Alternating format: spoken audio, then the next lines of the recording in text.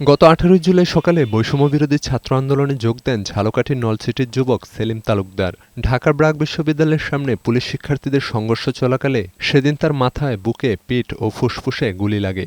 ১২ ঘণ্টা পুলিশের গাড়িতে ঘুরে ঢাকার পপুলার হাসপাতালে সেলিমকে ভর্তি করানো হয়। ১৪ দিন লাইফ সাপোর্টে থাকার পরে ১ আগস্ট সকালে মারা যান তিনি।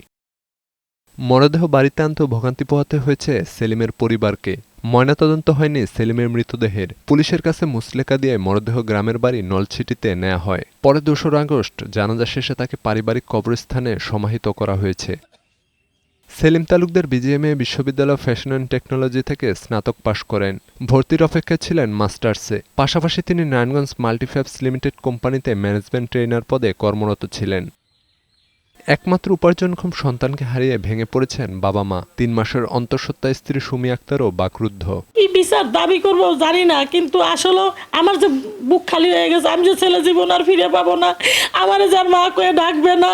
এইটাই আমার সরকারের কাছে দাবি যে এইটা যেন সুষ্ঠু বিচার চাই এবং এটাই যেন সরকার তদন্ত করে দেখে যে কি হয়েছে, কেমনে হইলো, কি কেন হইলো। এখন তার জন্য সুস্থ বিচার হয়। যারা তাকে গুলি করছে, পুলিশরা গুলি করছে, তাদের বিচার চাই। আর যারা করাইছে তাদেরও বিচার চাই। বৈষম্যবিরোধী আন্দোলনের শিক্ষার্থীরা নলছিটি শহরের বাস স্ট্যান্ডে বিজয় উল্লাস ৭১ চত্বরকে শহীদ সেলিম তালুকদার স্মৃতি চত্বর নাম দেন।